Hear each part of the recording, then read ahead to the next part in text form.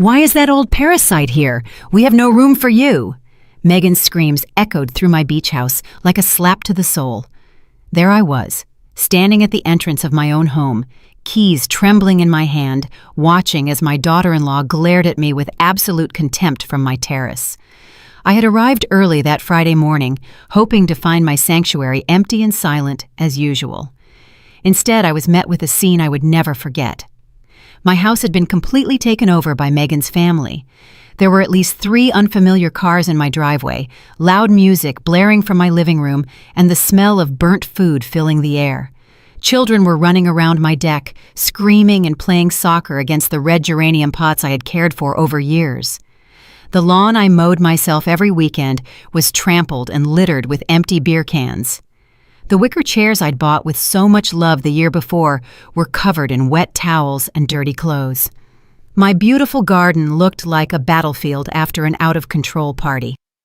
When Megan saw me, she didn't show a hint of shame. On the contrary, she stood planted in the main doorway as if she owned the place. She was wearing one of my favorite aprons, the one I'd embroidered with my own hands 10 years ago. Her eyes had that cold look I knew so well, the one she always gave me at family dinners when she thought no one was watching. "Megan, I didn't know you were here," I said, trying to find the calmest voice possible within my constricted chest. "This is my house. I've been coming here every holiday weekend for 20 years. She laughed. It was a laugh so cruel it made me feel small and insignificant. "Oh, please," she scoffed. "Robert told me we could use the house as long as we wanted. Besides, we're actually doing something productive here. You just come to complain and interrupt our family plans." More people appeared behind her. Her sister, Veronica, with her 2 teenagers, her gray-haired mother who looked at me as if I were an intruder, and 3 other people I didn't even know. There was an older man in a Hawaiian shirt who seemed to be her uncle, a young woman with a baby in her arms, and another man who was smoking calmly on my balcony as if it were nothing. They all stared at me with a mix of annoyance and surprise, as if my presence in my own home was a terrible inconvenience. Megan's mother approached and looked me up and down with disdain. "Is this the famous mother-in-law you always talk about?" she asked her daughter in a mocking tone. "I thought she'd be more imposing. She looks pretty ordinary." The malicious snickers of the others pierced me like needles. There I was at 70 years old, in my simple travel clothes, being judged by complete strangers on my own property. "Where's Robert?" I asked, feeling my heart start to beat faster. My son had to be here. He would explain everything. Was there a misunderstanding? "Robert is working, as always," Megan replied, crossing her arms. "Unlike you, he has real responsibilities. Look, Eleanor, there's no room for you here. The rooms are all taken. The kitchen is being used to prepare food for the whole family, and frankly, your presence will only create unnecessary tension." I was frozen. In that moment, it felt as if the world had stopped. She was actually kicking me out of my own house. The house I built brick by brick after I was widowed. The house I worked day and night for years as a seamstress to pay for. "Besides," Megan continued with a poisonous smile, "I already spoke with Robert, and we agreed that this house needs to be used more. It makes no sense for it to be empty most of the time while you live comfortably in the city. We have kids who need space to grow." The words hit me like stones. 20 years of building this house after my husband died. 20 years of paying every penny of the mortgage with money earned from cutting and sewing clothes for other people's families. 20 years of caring for every detail, every plant, every corner of this place that had become my personal sanctuary, my only refuge from the world. "This house is mine, Megan," I managed to say, though my voice sounded weaker than I would have liked. "I have the documents. I pay all the bills. "Oh, that's enough," she interrupted, raising her voice even more. "Always the same thing. How it's yours, how you pay. Robert is your son, isn't he? What's yours is also his, and what's his is also mine. That's how normal families work." The kids had stopped playing, and everyone was watching me, in silence. I could feel their eyes on me, judging me, waiting for my reaction.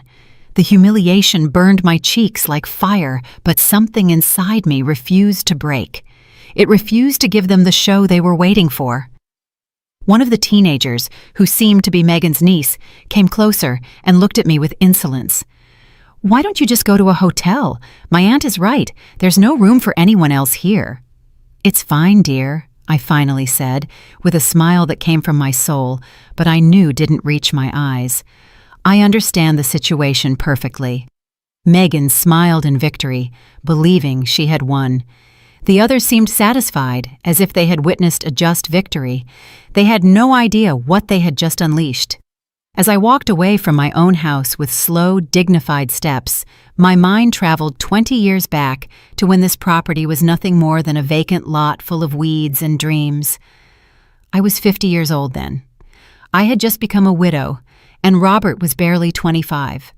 It was just the two of us against the world, and I had made the most important decision of my life, to build a refuge for our family. I remembered that August morning when I arrived at the lot with my work shoes and my savings book.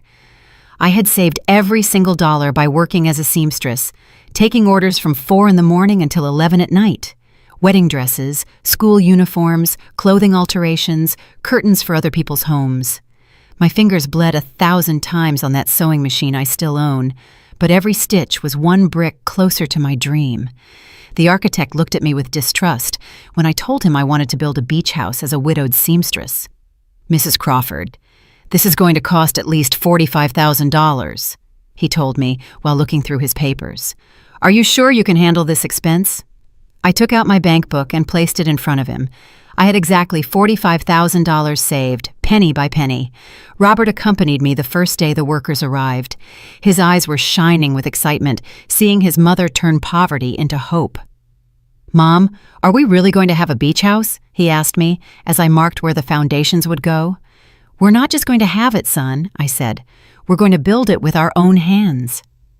And so we did. For 2 years, every weekend I drove out here to supervise the construction. I carried sand, painted walls, and planted every tree in the garden. Robert came with me when he didn't have college classes.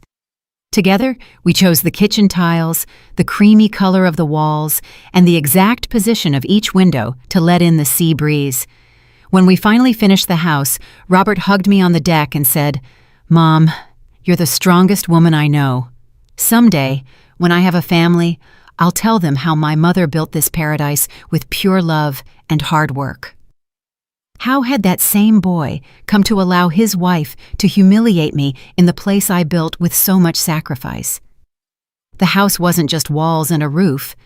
It was the symbol of my independence after becoming a widow. It was proof that a woman on her own could make it without depending on anyone. It was my refuge when the world became too heavy. My place to remember who Eleanor Crawford was before I became just Robert's mom. Every object in that house had a story. I bought the dining table with the extra money I earned making quinceañera dresses for 3 months straight. I sewed the living room curtains myself with fabric I got on sale. The set of kitchen pots cost me $200 that I saved by not buying new clothes for a whole year. But what hurt the most was remembering all the times Megan had come here as a guest. The first years of her marriage to Robert, she behaved like a grateful daughter-in-law. "Oh, Mother Crawford, what a beautiful house you have. You must be so proud of everything you've accomplished." She helped me cook, played with the kids on the beach, and even brought me flowers from the market when they came to visit. When had everything changed? When had she started looking at me as if I were a burden instead of the woman who had given her a husband? Maybe it was when Robert got that better-paying job and she stopped working. Or maybe it was when they bought their own house in the city and she started feeling superior to the widowed seamstress who lived in a small apartment. The signs had been there for years, but I had ignored them. Her comments about my age, "Mother Crawford, you should rest more. It's not good for you to work so hard at your age." Her suggestions about my clothes, "Why don't you buy something more modern? Robert makes good money now. He can help you." Her hints about the house, "What a waste for this house to be empty most of the time." Now I understood that she had been planning this for a long time. The invasion of my house hadn't been spontaneous. It had been calculated, thought out.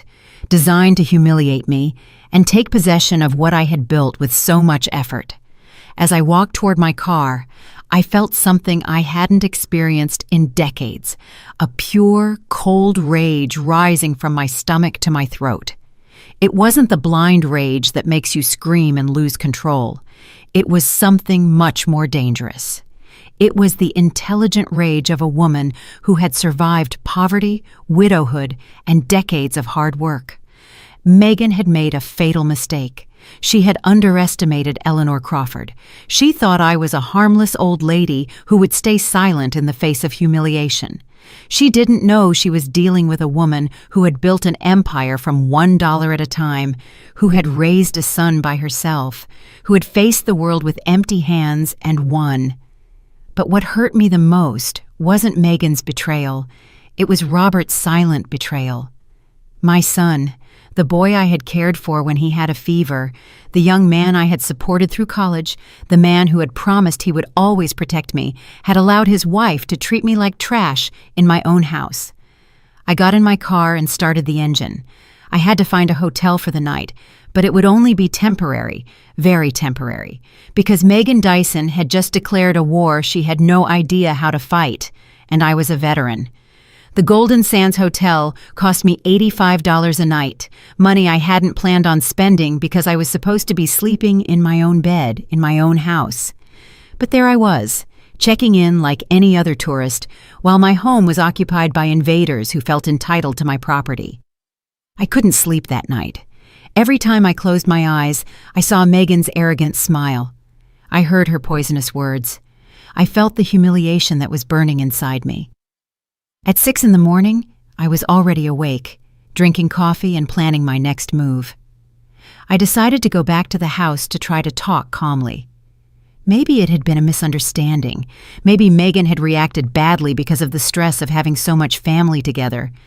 Maybe Robert would show up and put an end to the situation. After all, he was my son. He knew better than anyone everything I had sacrificed for that house. When I arrived at 8 a.m, I found the front door locked, my own door. I had to ring the doorbell of my own house as if I were a visitor. Veronica, Megan's sister, answered, still in her pajamas and looking annoyed. "What do you want now?" she asked, not even greeting me. "Good morning," I replied with as much dignity as possible.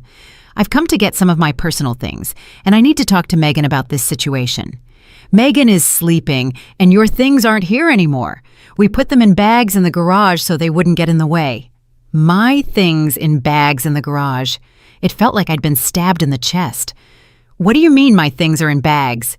This is my house, Veronica. All the things in here are mine." "Look, lady, I don't want any trouble, but Megan explained the whole situation to me. Robert gave her permission to use the house, and you guys already worked everything out. I don't know why you're here to make drama now." She let me in, but I felt like an intruder in my own home. The smell was different. It smelled of strange food, cigarettes, and cheap perfume.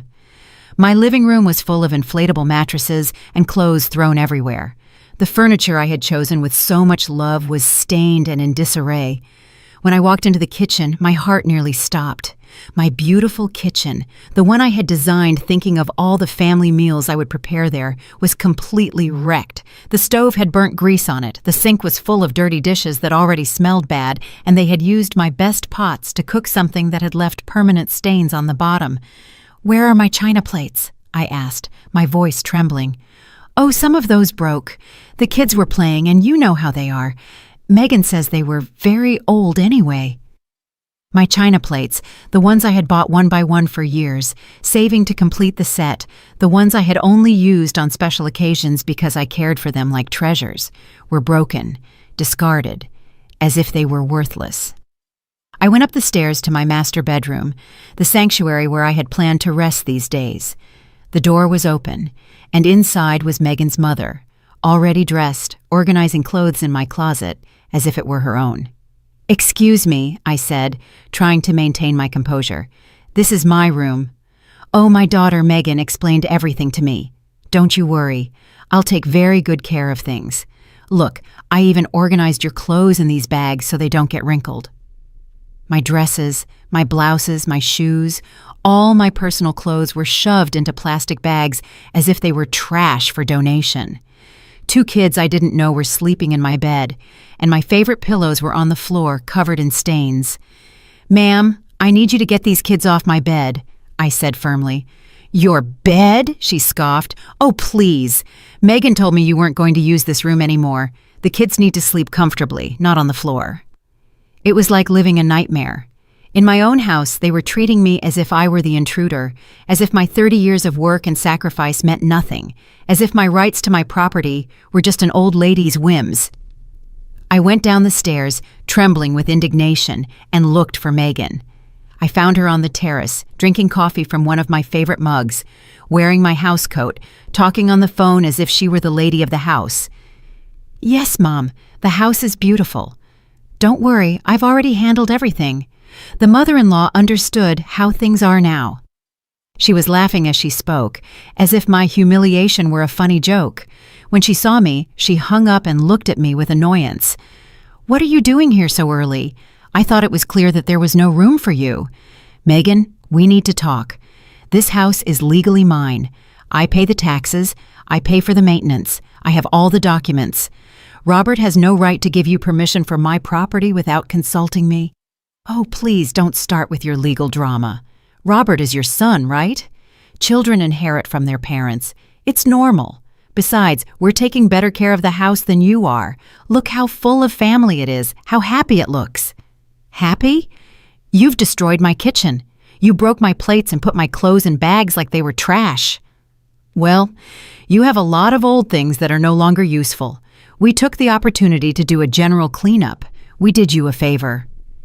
I couldn't believe what I was hearing. This woman had invaded my house, destroyed my belongings, humiliated my memory and my memories, and then had the audacity to tell me she had done me a favor. "Where is Robert?" I asked one last time. "I already told you, he's working, but don't worry, he's completely on board with all of this. In fact, it was his idea. He said it's time for this house to be used for something productive instead of sitting empty, waiting for your occasional visits." That lie broke my heart. I knew my son better than anyone. Robert would never have planned something like this behind my back. But then, why wasn't he here defending me? Why was he allowing his wife to treat me this way? "Megan, I'm going to be very clear with you.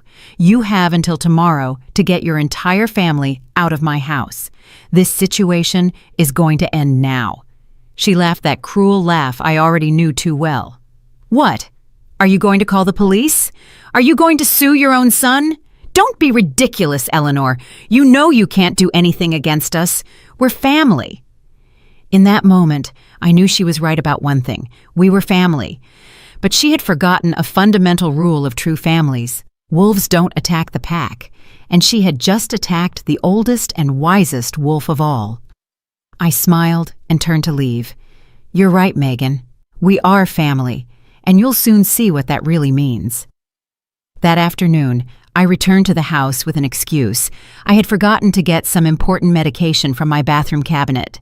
Megan let me in reluctantly, but didn't accompany me. She was too busy organizing a barbecue on my deck with her entire extended family. As I went up the stairs to my bathroom, I took the opportunity to really inspect the damage they had done to my home. What I found was even worse than I had imagined. My master bedroom was not only occupied by Megan's mother and the unknown kids. They had moved my vanity, scratched the mirror with something sharp, and used my drawers to store their dirty underwear. The bathroom was a nightmare. My white porcelain bathtub, which I had had specially installed because I dreamed of taking relaxing baths after long days of work, was stained with black hair dye. The towels I had embroidered by hand were thrown on the floor, dirty and smelly. My personal care products had disappeared, likely used by all the women in Megan's family. But what truly made me tremble with rage was what I found in my secret closet. Behind the main closet, I had a small space where I kept my most important documents and some sentimental valuables. It was my ultra-private place, where no one else knew it existed. The space had been discovered and violated. My documents were scrambled, some on the floor. The jewelry I had inherited from my mother was gone. The property titles to the house were wrinkled, as if someone had been carelessly reviewing and handling them. But the most alarming thing was finding papers that weren't mine, legal documents with Robert's and Megan's names on them. I took them with trembling hands and read them quickly. It was a request to change the ownership of the property. They wanted to transfer the house into Robert's name, claiming that I, due to my advanced age and deteriorated mental condition, was no longer capable of managing valuable properties. Deteriorated mental condition. Me, the woman who had managed her finances perfectly for 70 years, who had built a fortune from scratch, who was still working and maintaining her financial independence. They wanted to declare me mentally incompetent to steal my house. The paper was dated last week. This confirmed that the invasion of my house hadn't been spontaneous. It had been part of an elaborate plan to take possession of my property using the law to their advantage. At the bottom of the papers, I found something that chilled me to the bone: a real estate appraisal.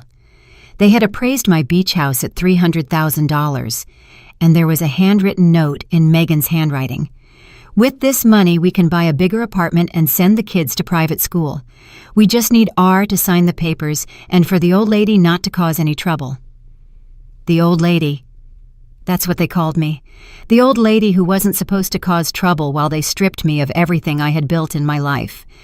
I put all the documents in my bag. It was the evidence I needed to fully understand the situation. This wasn't just a family invasion. It was a planned robbery, an elaborate fraud to strip me of my life's work with my own blood as an accomplice. I left the closet and went to my bedroom window. From there, I could see the terrace where Megan's entire family was celebrating. They had loud music on, were grilling meat on my new barbecue, and using my outdoor plate set. The children were running around my garden, screaming and playing without supervision, trampling the flowers I had planted with so much love. But what hurt me the most was seeing Veronica, Megan's sister, taking selfies in different corners of my house, posing as if it were her new property. In one photo, she was sitting in my favorite hammock. In another, she was in the kitchen serving drinks as if she were the hostess. She was uploading them to her social media with comments like, "Family vacation at our new beach house," and "Blessed with this paradise. Our new house." It wasn't even the family's house anymore. It was her new house. I took photos of everything with my phone: the mess, the damage, the stains, the scattered clothes. If this was going to turn into a legal battle, I needed evidence of how they had treated my property. When I went down the stairs, I heard Megan on the phone again. This time, she didn't bother to lower her voice when she saw me. "No, Mom, don't worry. The lawyer says it's very easy. Since Robert is an only child, he can claim the inheritance early due to his mother's incapacity. And once the house is in his name, we can do whatever we want with it." Early inheritance due to incapacity. They wanted to declare me mentally incompetent to steal my inheritance while I was still alive. Yeah, we already sent the fake medical papers. We paid that doctor from the cheap clinic $50 to sign a report saying she has senile dementia. Robert didn't want to at first, but I explained to him that it's for the good of the kids. Fake medical papers. A corrupt doctor, an invented senile dementia report. My own son convinced that stripping me of my property was for the good of the kids. The conversation continued, but I couldn't listen anymore. My world was falling apart not just because of the betrayal, but because of the sophistication of the deception. They had planned every detail, every lie, every fake document necessary to legally rob me. I left the house without saying goodbye. There was nothing left to talk about with that woman. Words had lost all meaning. This was no longer a family dispute that could be resolved with conversations and good feelings. It was a war, and they had fired the first shot using the dirtiest weapons possible: lies, fake documents, medical corruption, and the manipulation of my own son. But they had made a fatal mistake. They had underestimated their enemy. They thought Eleanor Crawford was a defenseless old lady who would surrender at the first legal threat. They didn't know they were fighting a woman who had built everything they had from nothing, a woman who knew the real value of money, of honest work, and of true justice. Now it was my turn to plan. Monday morning, Robert finally showed up. He arrived at the house in his new car, that Toyota he had bought with the money from the promotion he got last year. I saw him park in my driveway as if nothing had happened, as if his family hadn't invaded my home and destroyed my life over a weekend. I was waiting for him on the hotel terrace, watching my house with binoculars I had bought at a sporting goods store. I had spent the night awake, organizing all the documents I had found, taking notes, and preparing for this moment. I knew Robert would come eventually. He had to come. Their plan couldn't be executed without his personal signature. I saw him greet Megan with a kiss on the cheek, hug some of the children running in the garden, and act as if this were completely normal, as if his mother hadn't been humiliated and thrown out of her own house, as if he weren't an accomplice in an elaborate fraud to steal my property. I waited 20 minutes before walking toward the house. I needed him to feel comfortable, to believe he was in control of the situation. When I rang the doorbell, he was the one who opened the door. "Mom," he said, with that forced smile he used when he knew he had done something wrong. The same smile he used when he was a kid, and I caught him lying about his grades. "How are you? Megan told me you came over the weekend." "Megan told you?" I repeated slowly, measuring each word. "Is that all she told you, Robert?" "Well, yeah, she said there was a small misunderstanding, but that everything is already settled. I thought we had talked about this before." "Talked about what exactly?" Robert became nervous. He started to play with his car keys, as he always did when he was lying. About using the house. You know you come here so little, Mom, and Megan's family needs a place to get together for vacations." "Oh, I see. And did we also talk about declaring me mentally incompetent?" His face went as white as a sheet. "What? What are you talking about?" I took the documents from my bag and put them in front of him. "I'm talking about this, Robert.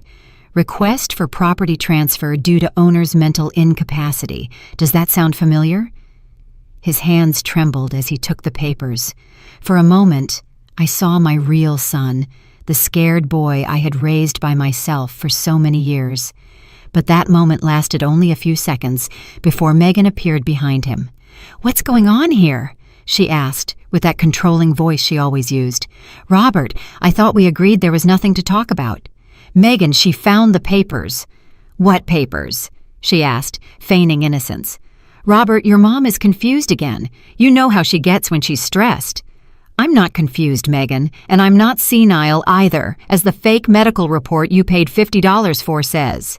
The mask fell completely. Her eyes filled with pure hatred. "You were spying on our private conversations?" "I was defending my house from invaders and thieves." "Thieves!" she yelled. "We are not thieves. Robert is your son. He has a right to this property." "Robert has a right to inherit when I die, not to steal from me while I'm alive." "Oh, please, you're already old, Eleanor. How many more years are you going to live? Why don't you just let us do something productive with this house instead of it sitting empty, waiting for your occasional visits?" The silence that followed was deafening. Robert had his head down like a punished child. Megan's mother and Veronica had come out of the house and were listening from the terrace. The kids had stopped playing and were watching us curiously. "Did you just really suggest that my mother hurry up and die so you can have her house?" Robert finally raised his voice. "I didn't say that," Megan defended herself. "I just said that she doesn't need so many properties at her age." "Who are you to decide what I need or don't need?" I asked her directly. "Who do you think you are to invade my house, destroy my belongings, steal my jewelry, and plan to strip me of my life's work with fake documents?" "We didn't steal anything." "No? Then where are the pearl earrings my mother left me? Where is my late husband's gold watch? Where are the silver coins I had stored in my secret closet?" Robert looked at me in surprise. "What silver coins?" "The ones your wife knows about because she went through all my private documents looking for ways to steal from me." "That's a lie!" Megan screamed, but her face gave her away. "Robert," I said to my son, with the calmest voice I could find, "I need you to tell me the truth right now. Did you know about the property transfer papers?" I tell her!" Megan yelled at him. "Tell her you knew. Tell her you agreed. Tell her it's time for you to think about your real family instead of pleasing your mom your whole life." "Shut up, Megan," Robert finally exploded. "Just shut up." We all fell silent. Robert never yelled at his wife. He was a quiet man. He avoided conflict. He always sought family peace. Seeing him lose control like that was shocking for everyone. "Mom," he said with tears in his eyes, I never wanted things to get to this. But you knew about the papers, didn't you? Yes or no?" "Yes," he whispered. "I did." My heart broke into 1,000 pieces. It was one thing to suspect my son's betrayal, but it was another thing entirely to hear him confirm it with his own voice. "And the fake medical report, too?" "Megan said it was just a formality, that all kids have to do that when their parents reach a certain age, that it was normal, that it was to protect you." "Protect me from what, Robert?" From making bad decisions with your money." "What bad decisions? Spending my money on my house for my vacations?" "No, Mom. But Megan is right that the house is empty most of the time, and we have expenses. We have kids who need—" "And that's why you decided to rob me instead of asking me for help?" "We're not robbing you," Megan interrupted again. "We're helping you be more practical with your money." "Helping me be practical by faking medical reports, inventing that I have dementia, and invading my house like thieves? That's enough!" Megan screamed. "Robert, tell her the truth once and for all. Tell her you already spoke with the lawyer, that the papers are ready, that all that's missing is your signature to transfer the property. Tell her it's time for you to act like a man instead of an obedient child." Robert looked at me with eyes full of shame and pain. "Mom, I'm so sorry. You're asking for forgiveness, and at the same time, you're going to rob me of my house. It's not robbing, it's securing the future of my kids. By destroying the present of your mother." He didn't answer. He just stood there, caught between his wife, who was pressuring him to sign my financial death sentence, and his mother, who was looking at him with a broken heart. "It's okay, Robert," I finally said. "I understand. I know where your loyalties lie." I turned to walk back to my car, but stopped and turned to look at all of them. "Just one more thing. You thought Eleanor Crawford was a defenseless old lady who would give up without a fight. You were wrong. I fought poverty and won. I fought widowhood and won. I built this property brick by brick when you weren't even in my life, and now I'm going to fight against you, and I'm going to win this too." The triumphant smile disappeared from Megan's face. For the first time, I saw fear in her eyes. "With what lawyer?" she asked with a trembling voice. "You don't have money for legal battles." I smiled. "Who told you I don't have money, dear?" I walked out of my house with my dignity intact, but with a broken heart. Robert had made his choice. He had chosen easy money over the woman who had raised, educated, and loved him unconditionally for 45 years. He had chosen his wife's manipulative screams over the silent voice of his own conscience. But if they thought I was going to stay in a corner crying, they were completely wrong. I drove straight to the bank. I needed to check exactly how much money I had available for this war. For the last 20 years, I had continued to save religiously, even after finishing paying for the house. Every month, I put away $300 from my pension and the income from my sewing work. I had learned from a young age that saved money was power. It was security. It was freedom. The bank manager, Alex Peterson, had known me for 15 years. He was a serious professional man who had always respected my financial discipline. "Eleanor, how can I help you today?" "I need the exact balance of all my accounts, and I need to discuss a delicate legal matter." When he showed me the numbers on the screen, I smiled for the first time in days. I had $87,000 in savings, plus $23,000 in certificates of deposit, and $12,000 in my checking account, $122,000 in total. Megan had miscalculated. She thought I was a poor old lady who relied solely on a meager pension. She didn't know that Eleanor Crawford had been a hard-working aunt all her life, saving every penny to protect herself from exactly this kind of situation. "Mr. Peterson, I need you to freeze any attempts by third parties to access my accounts, and I need an official letter from the bank confirming my mental capacity to manage my finances." "Of course, Eleanor. Is there a problem?" My family is trying to have me declared mentally incompetent to take my assets. His face became serious. That's very serious. Do you need a recommendation for a specialized lawyer? Yes, please. He gave me the name and phone number of Thomas Gallagher, a lawyer specializing in family law and asset fraud. He's the best in these types of cases. Tell him I sent you. I left the bank with a new energy running through my veins. It wasn't just the peace of mind of knowing I had the financial resources to defend myself. It was the mental clarity of having a concrete plan of action. I called Thomas Gallagher from the bank's parking lot. His secretary gave me an appointment for that same afternoon. The lawyer can see you at 4. It's urgent, right? Very urgent.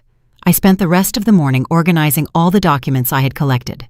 The fake property transfer papers, photos of the damage to my house, the list of stolen items, and copies of all my legitimate property titles.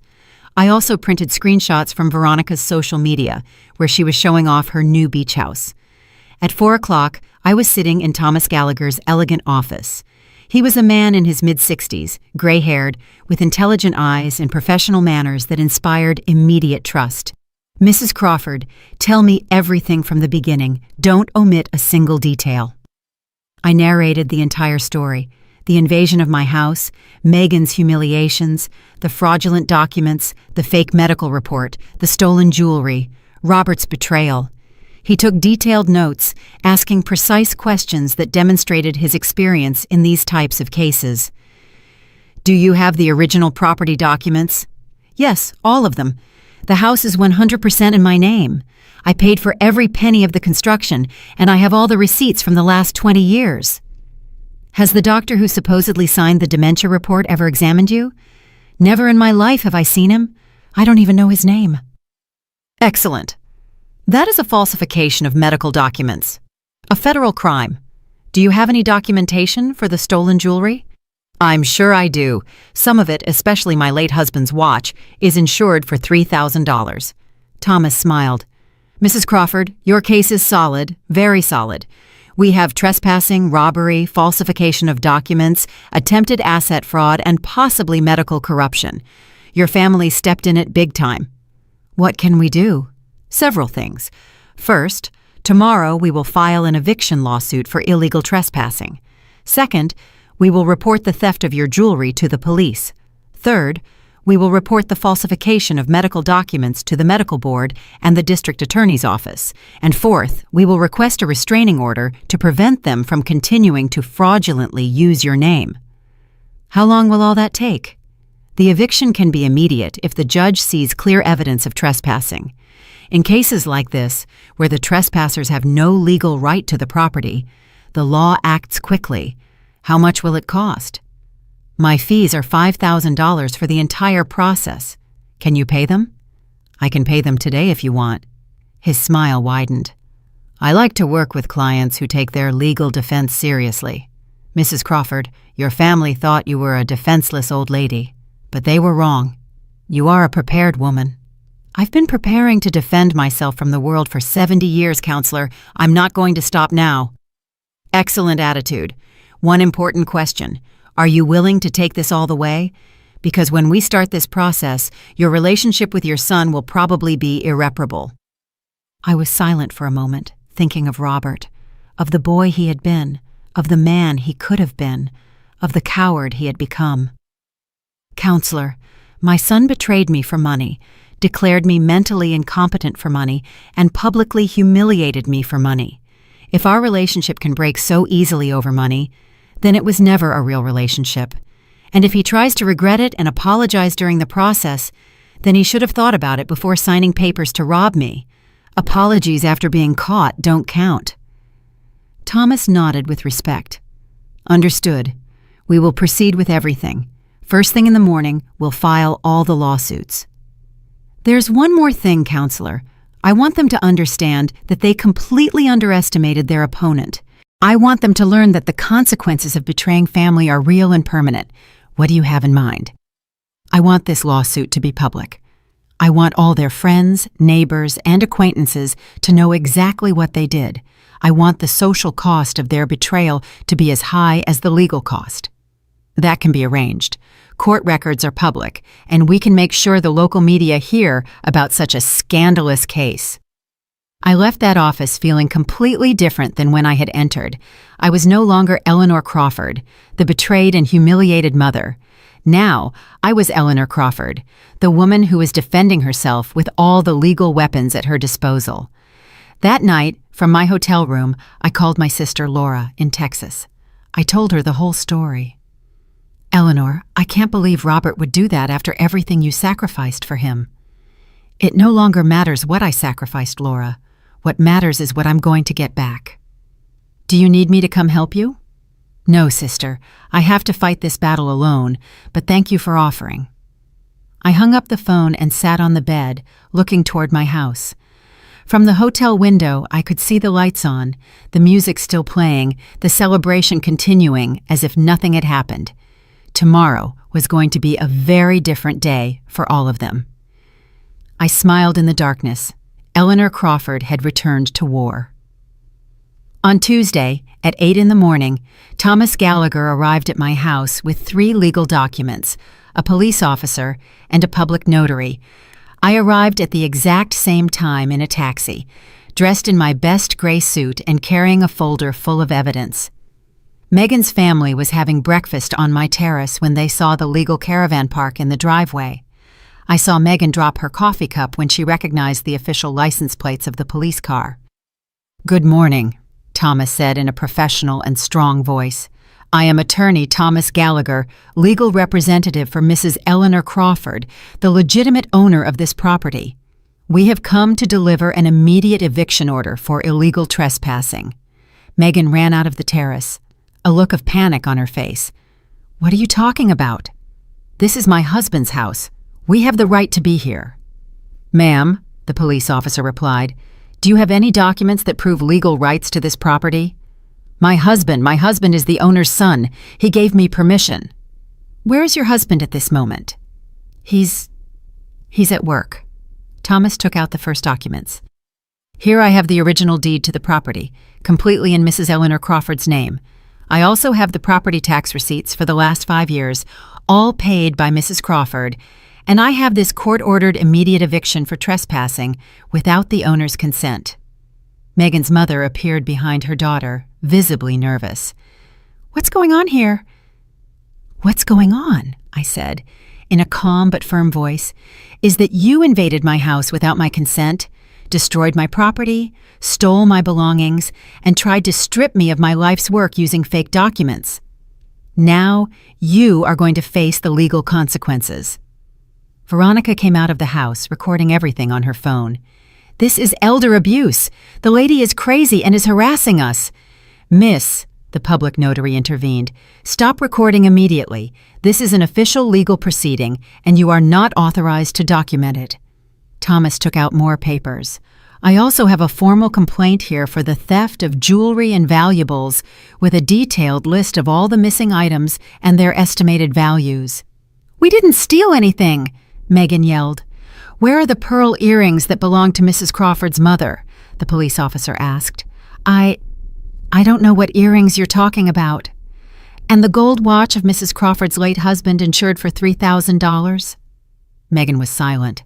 Her face turned red with shame. "Furthermore," Thomas continued, "we have evidence of falsifying medical documents to try to declare Mrs. Crawford mentally incompetent. This is a federal crime punishable by prison time." "Medical documents?" the officer asked. "What kind of documents?" I showed him the papers I had found. A fake report claiming I have senile dementia, signed by a doctor who has never examined me, paid for with $50 to facilitate the theft of my property. The police officer reviewed the documents and frowned. "This is very serious, ma'am," he said to Megan.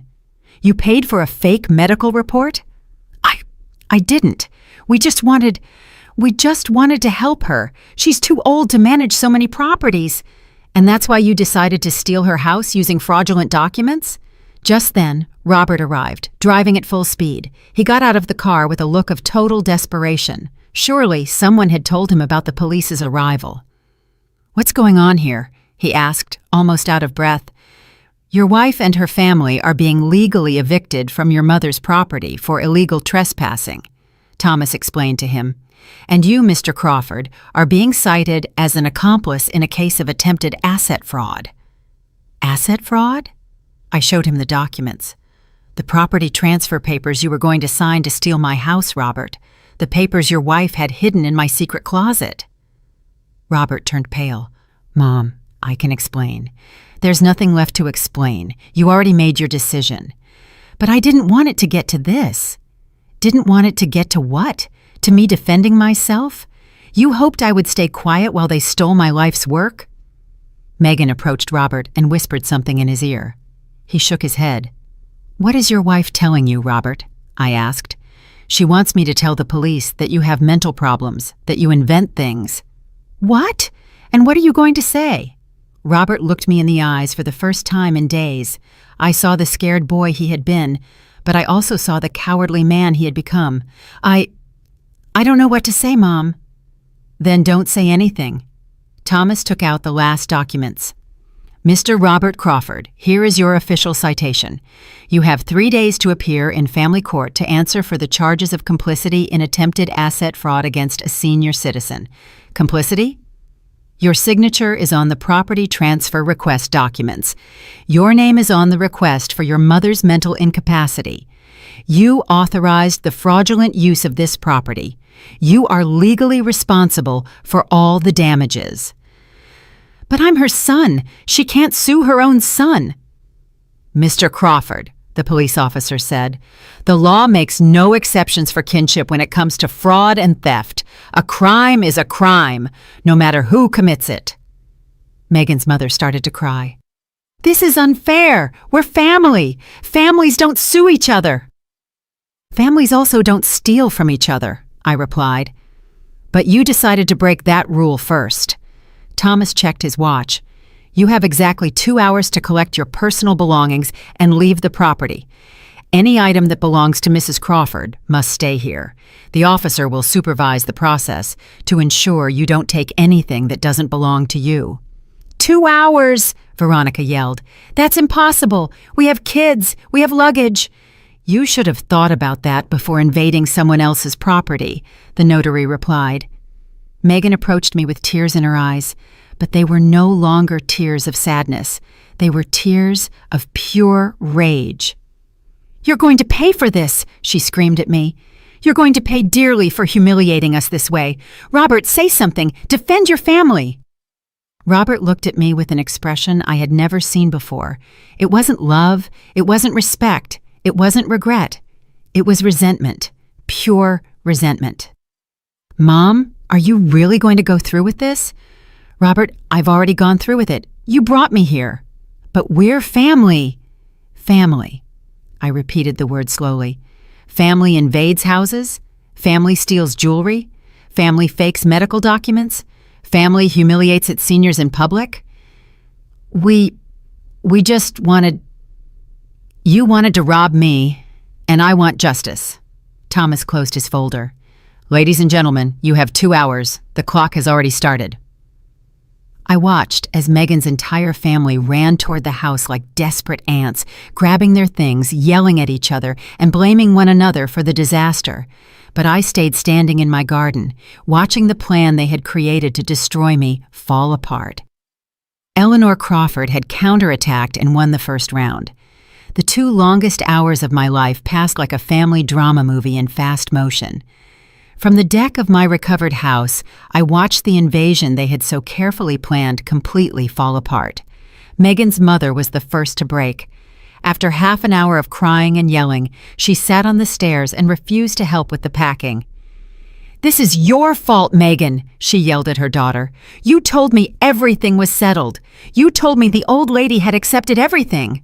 "Mom, shut up and help me pack," Megan replied, desperately shoving clothes into plastic bags. "The old lady set a trap for us. She acted like a defenseless old lady, and it turns out she had lawyers and money saved up." Veronica recorded the whole process on her phone, but now it wasn't videos celebrating her new beach house.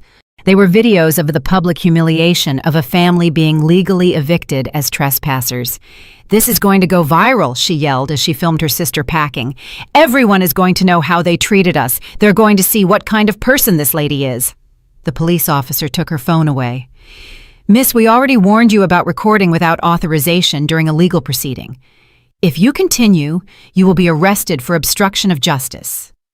The children ran around the house crying and screaming, not understanding why they had to leave the paradise where they had been playing. One of them, a boy about 8 years old, came up to me. "Ma'am, why are you kicking us out? We didn't do anything wrong." My heart broke a little. The children were innocent in all of this. They had been used as pawns in their parents' plan. "I'm not kicking you out because you did something wrong," I explained in a soft voice. "I'm asking you to leave because this is my house, and your family came here without asking for my permission." "But my mom said it was our house now." "Your mom was wrong." Megan overheard the conversation and approached furiously. "Don't talk to my kids. You have no right to confuse them even more." "I'm not confusing them. You confused them by bringing them to a house that wasn't yours. This house is ours. Robert is her son. Children inherit from their parents. Children inherit when their parents die, not when their parents are still alive and healthy." "You're already old. What do you need so much property for at your age?" Thomas intervened. "Ma'am, every comment you make about my client's age is being documented as additional evidence of age discrimination and psychological abuse against a senior citizen." Megan immediately went quiet. Robert had been carrying suitcases to the cars in complete silence, avoiding my gaze. But when there were only 30 minutes left in the deadline, he finally approached me. "Mom, we need to talk." "There's nothing left to talk about, Robert." "Yes, there is. Look, I admit that things got out of control, but we can fix this. We can reach a family agreement without involving lawyers and police." "What kind of agreement?" "You keep the house, of course. We accept that it was a mistake to come without telling you. And in exchange, you drop all the lawsuits. And the stolen jewelry? We'll return everything that was taken by mistake." "By mistake?" "Well, you know, in the confusion of moving, some things got mixed up." "Robert, do you really think I'm going to accept that stealing my mother's jewelry was a mistake?" "Mom, it wasn't stealing. It was a misunderstanding." "And the fake medical report was also a misunderstanding?" He was silent. "And the request for property transfer due to mental incapacity was also a misunderstanding?" He remained silent. "And publicly humiliating me by calling me a parasite was also a misunderstanding?" "That wasn't me. That was Megan." "But you were there. You saw me being humiliated by your wife in my own house, and you didn't say anything." I didn't know what to say." "You knew exactly what to say, Robert. You knew you had to defend your mother, but you chose to stay silent so you wouldn't contradict your wife." Megan was stressed, Mom. She had her whole family here. The kids were restless. And that gave her the right to insult me on my own property? Robert became desperate. "Okay, Megan behaved badly. I admit it. What else do you want me to say?" "I want you to tell me the truth.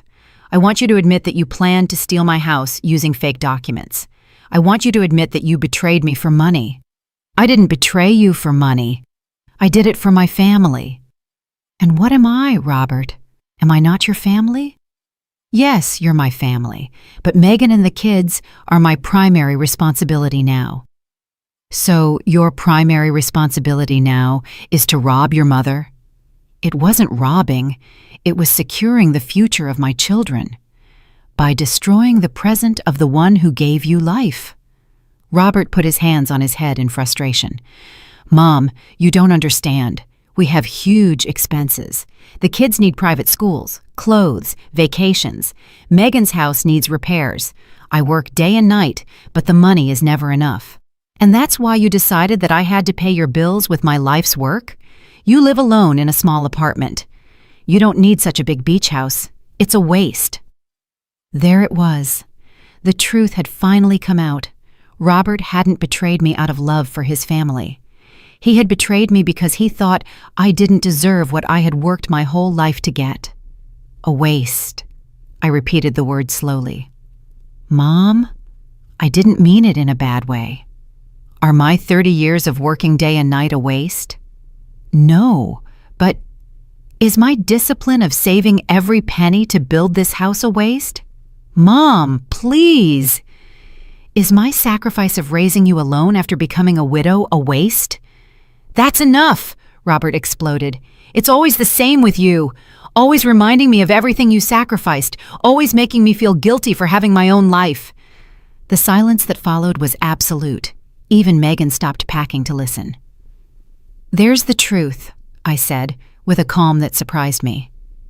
You didn't betray me for money. You betrayed me because my sacrifices for you became a psychological burden you couldn't bear. I didn't say that. You didn't have to say it. You just screamed it. Robert stood there, breathing heavily, his face red with shame and rage. Do you know what the saddest thing about all this is, son? I asked him. If you had asked me for help directly, I would have helped you. If you had told me you were having financial problems, we would have found a solution together. But you preferred to conspire behind my back, humiliate me publicly, and try to rob me using the law. Why, Robert? Why did you choose the cruelest path? Because I knew you would say no. How did you know if you never asked me? Because you've always been very attached to your money, very controlling with your life's work. Controlling? Robert, I paid for your college. I bought you your first car. I lent you the down payment for your house. I've helped you financially dozens of times in your adult life, but always with conditions, always reminding me that it was your money, that it was your sacrifice. I finally understood everything. Robert hadn't betrayed me out of greed. He had betrayed me out of pride. His male pride couldn't stand continuing to depend financially on his old mother. You know what, Robert? I finally said. You're right. I should have forced you to be more independent when you were younger. I should have let you solve your own problems instead of always rescuing you. But it's too late to change the past, and now you're going to have the opportunity to be completely independent, because from now on, you're going to solve all your financial problems without my help. Thomas checked his watch. Folks, you have 10 minutes left. The final stampede was chaotic.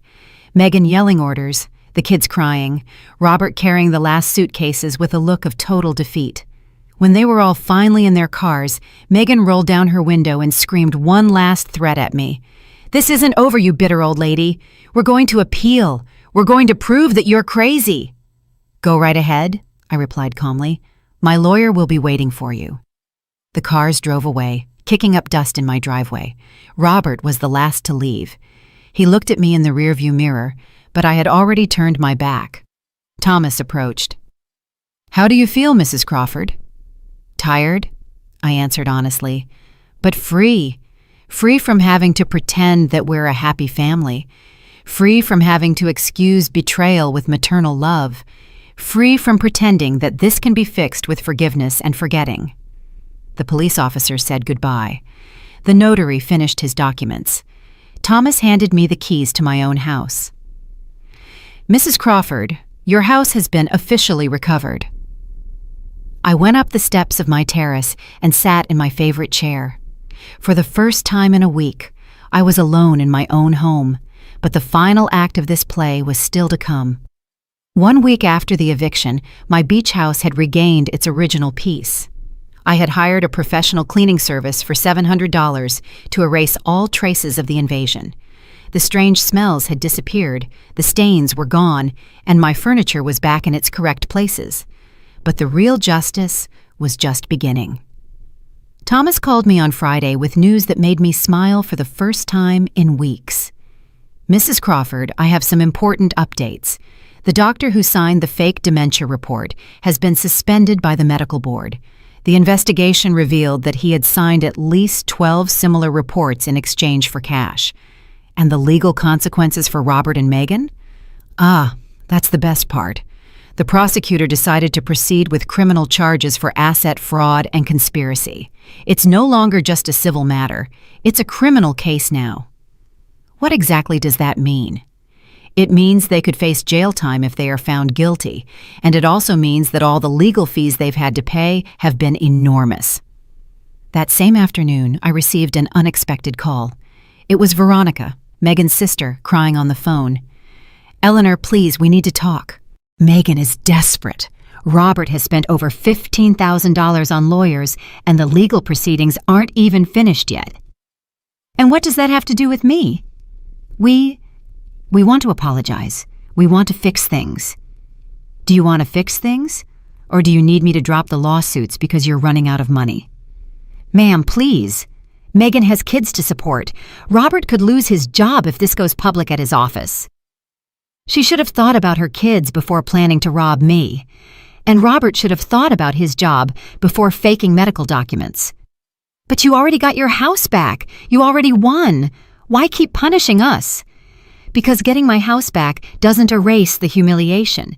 It doesn't return the stolen jewelry. It doesn't eliminate the psychological damage of being betrayed by my own son. We can give the jewelry back. It's at my mom's house.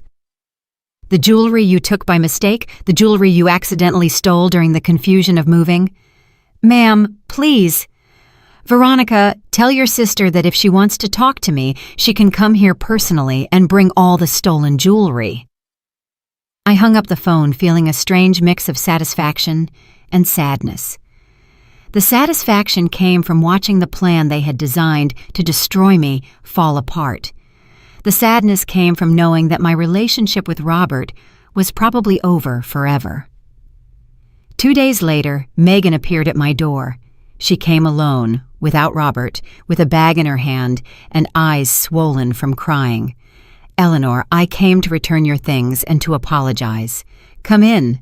She sat in my living room like a scolded child, put the bag on the table, and began to take out my jewels one by one. Here are the pearl earrings. Here is the gold watch. Here are the silver coins. And here is the necklace that that we also took by mistake. By mistake, ma'am. The truth is, I took them, but it wasn't to steal them. It was to sell them. We needed the money urgently. We have a lot of debts. Robert lost money in some bad investments last year. We're behind on our mortgage, our credit cards are maxed out, and the kids need school. And that's why you decided to rob me? It wasn't robbing. It was asking for your help indirectly. By invading my house and publicly humiliating me? Megan started to cry. Eleanor, I admit I behaved badly, very badly, but I was desperate. When Robert told me you had this beautiful house and that you almost never used it, I thought maybe you thought you could take it from me without asking. I never wanted to take it from you. I just wanted to use it while you weren't here. And then, when we saw how expensive it was to maintain 2 houses, we thought maybe it would be better for the house to officially be Robert's to avoid legal problems in the future. Legal problems, Megan? You created the legal problems by falsifying medical documents. That was the idea of the cheap lawyer we consulted. He told us it was the fastest way to transfer property between family. A lawyer recommended you commit fraud? He said it wasn't fraud if it was between immediate family. I was silent for a moment, processing the level of ignorance and naivety they had demonstrated. They had ruined their lives financially and legally because they followed the advice of a fifth-rate corrupt lawyer. Where is Robert? I asked. He didn't want to come. He says you're not his mother anymore. Those words hurt more than I expected, but they also confirmed that I had made the right decision. He says I'm not his mother anymore? Yes, he says a real mother wouldn't sue her own son, that you chose money over family. And what do you think, Megan? I think we started all of this, but I also think you took things too far. We could have resolved everything as a family without lawyers or police. How could we have resolved it as a family if you never told me the truth? If you lied to me, deceived me, and planned to rob me behind my back? But we're family. Families forgive. Families respect each other, Megan, and you disrespected me in every way possible. Megan wiped her eyes and looked at me directly. What do I need to do for you to drop the lawsuits? Do you really want to know? Yes. I want Robert to come here personally and apologize to me, not to you, not on the phone. I want him to come and look me in the eyes and admit everything he did wrong. He won't come. He's too proud. Too proud to apologize to his mother, but not too proud to try to rob his mother? He feels betrayed by you too, Eleanor. Betrayed for defending myself from his attacks? Betrayed because you chose lawyers over family? I laughed. I couldn't help it. I laughed a bitter laugh that came from my soul. Megan, do you really think I chose lawyers over family? That's not what happened. I chose justice over betrayal. I chose dignity over humiliation. I chose truth over lies. But we were family. Family. Families take care of each other. You tried to destroy me. Megan got up to leave. So there's no way to fix this. The way to fix this was not to do it in the first place.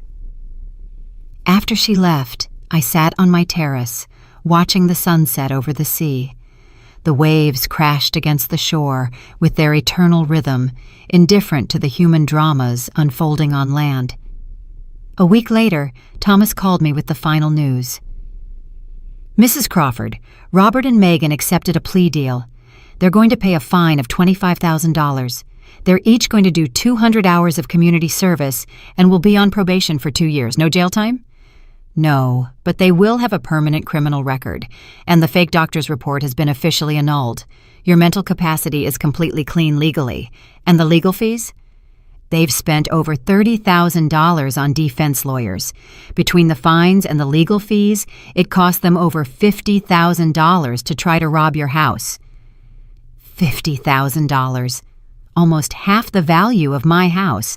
They had lost more money trying to rob me than they could have gained if they had succeeded. That night, alone in my recovered home, I took stock of everything that had happened. I had lost my son. That was the most painful truth. Robert had chosen resentment over repentance, pride over forgiveness.